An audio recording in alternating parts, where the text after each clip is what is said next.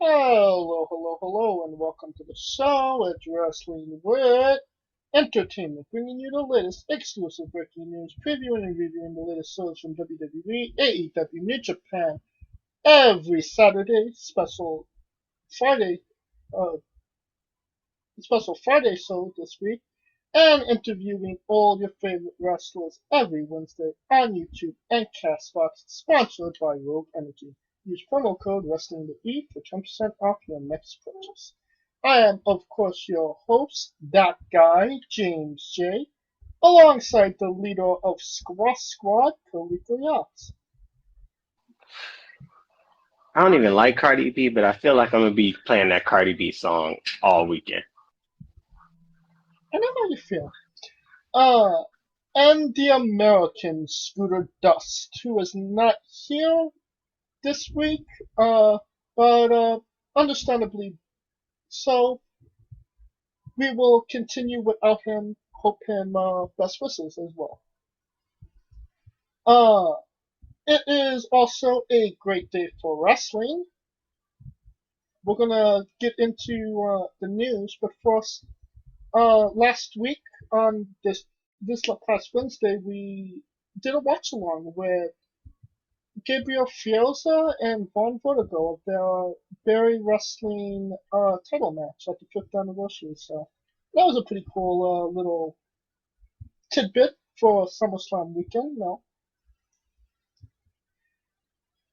but this upcoming Wednesday we have a brand new interview for you. Griffin McCoy will be on the show, and stay tuned for our Twitter page, Wrestling at Wrestling with E, for a couple more updates soon to come as well. So check that out. Of course, it's a great day for wrestling. Earlier this week, New Japan had their first live event with a crowd at NJPW Resurgence. Did you happen to catch the show, Kaliko? No, I did not, because I happened to be at a boxing match. But I felt like at the boxing match, I should have been at the show. I Um, wish I had been at the show. well, you should have been because I said I love you with Tanahashi. So yeah, pretty cool. Damn it. But and he's not going to make it into the main event, event again for quite some time. Um, but no, Will Ospreay returned, claiming that he is still the world heavyweight champion, and that he's not going back to Japan, but staying in New Japan Strong. Um, and that he won't be wrestling Takagi, which is an interesting little tidbit, considering he wasn't supposed to be back at all at one point. What are your thoughts on this new development, Kuko?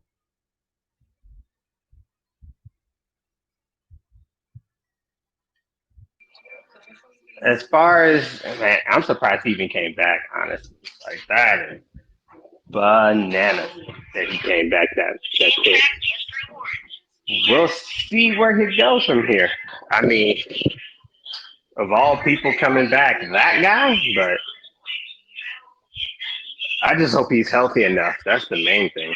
Let's just hope he's healthy enough to do what he does. Or he's smart enough to change his style. That's the number one thing. Will he change his style, and will he be Will Ospreay? Will Ospreay? We got a little bit of an insider scoop as well. Um, we talked about Max Castro being in some hot water with AEW as of recent. Um, our friend of the show, Scooter's nephew Ryan Dust, had an interesting conversation with Max Castro. And Max actually told him, check me out on the USA channel.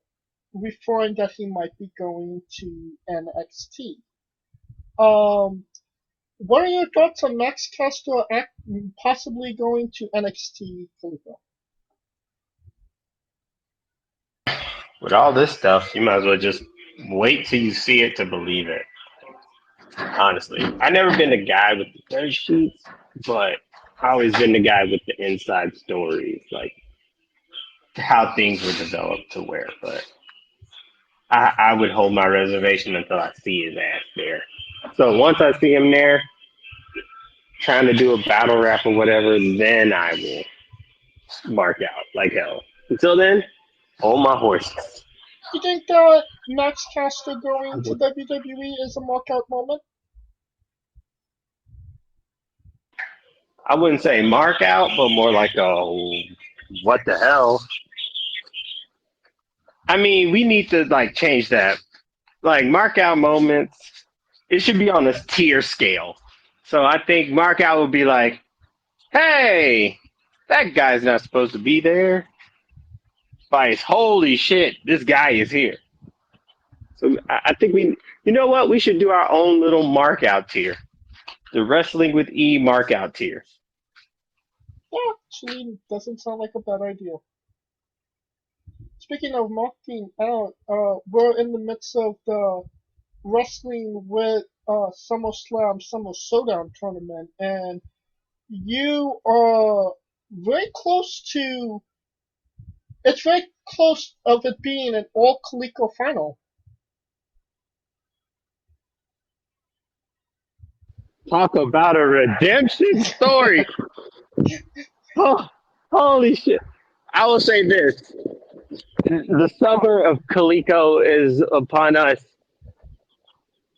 especially considering how busy my black ass has been all summer. I feel like I need this win.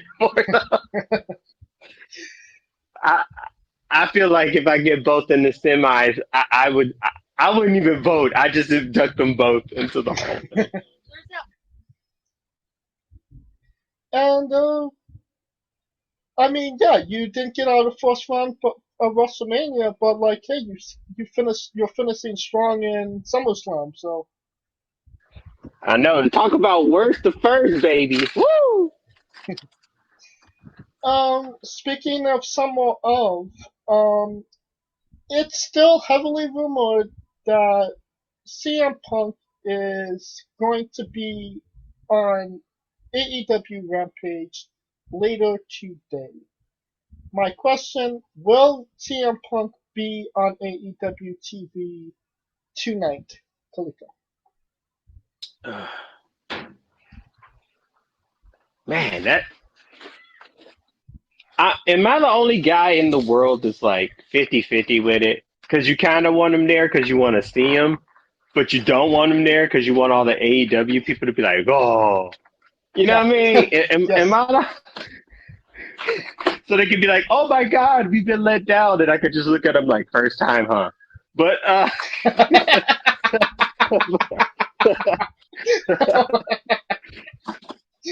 like, it's one of those things, right? Like, personally, as a CM Punk fan, I would love him there because I'm CM Punk through and through. I'm a Punk guy through and through. So I think that would be the thing. If he's there, I'm happy. If he's not, I'm happy. How about that? Because at one point, AEW was wanting him there, and they said that they ain't got the money to eat. He said that they ain't got the money to even do it. So between then and now, you think that they got the money to do it? You know, that's a good point. And the last time I heard, AEW was in the red because of the video game that they've been developing, even with, them introduction of 3 different shows. But being in the red in the first couple of years is a thing because, I mean, any business, you're going to be, the first year you'll be in the red due to the fact that you're spending more than what you're bringing in because you're trying to build, unless you're just like this bona fide company or a bona fide, like unless you have reputation and you open it and it goes from jump. But uh, everything building from the ground up is going to be in the red, especially that first year or two. I That's think true. That's true. year 3 is usually the breakout. But during the pandemic, AEW actually made a profit with just from their TNT contract. So they was at one point profitable. I mean, they still are profitable. Just they're spending more money than they're taking in at this point. Yeah, and the point is that Daniel Bryan and CM Punk are not like that ain't Max Caster money, nigga. That's like Brock Lesnar money, damn near. Because I feel like Jericho. Because I remember they released a schedule or a salary, and Mox is the highest paid. Really, even past Jericho. Because you got to think, Mox was the hottest guy at the time. Yeah. It's about when you can strike, because he had literally left WWE. Yeah. Like Jericho, he was out for a hot minute. So, and plus, dude, he's not really worried about the money like that.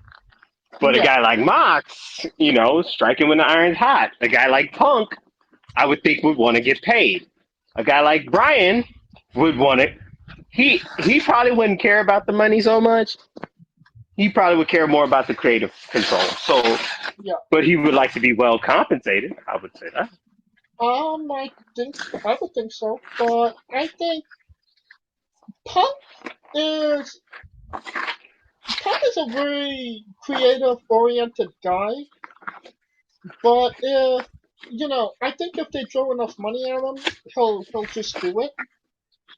That wouldn't be the case because he'd be back in WWE. If that was the point, if that's the case. But here's the thing. WWE didn't see that much value in him at the point to give him a Brock Lesnar contract.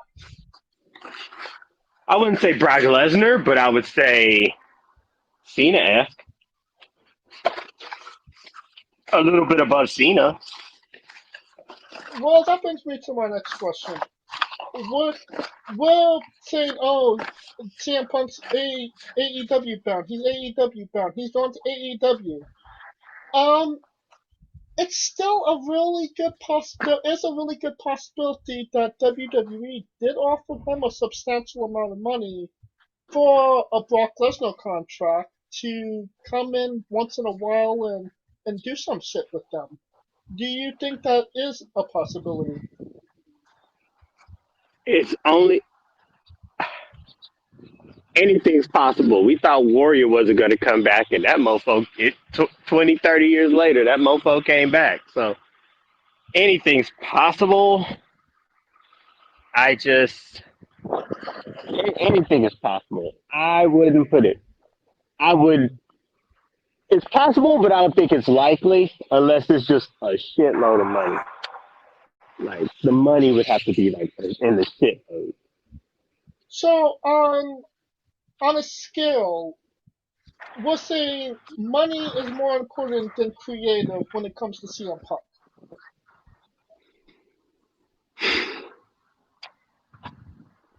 I would say the money, because keep in mind, like, he's been out of the game for a minute. So, creatively, the world has changed since he, you know what I mean? Yeah. Has changed since the way that he left. It's changed. How things happen now has changed since he's left. Not saying that he won't be up to snuff, but it's gonna be some learning, regardless of where he is. No, and with Daniel Bryan, it's more creative than money. Oh yeah, hands down. Because he just wants to be. Honestly, I think he's done WWE. I mean, there was nothing else going to be left for him to do because he's done it all. So, where the hell else was he going to go? Grand Slam champ. He's done everything except win the Royal Rumble. Oh, yeah, that sounds about right. So, I mean, for him, it's the creative as far as like his character and having good matchups with some solid dudes. And being able to have the time to be able to go home with his wife and kids. So, Right. I think we'll conclude with the news for now. We're definitely going to want to get into more of those subjects next week on the show, but we have a lot of bigger things to talk about this week. But first, a quick word from our sponsors. Hey folks, this is the Colossal Mike Law, and you are listening to Wrestling with Entertainment. Enjoy the show, support these guys. We appreciate it very much. We'll see you at ringside.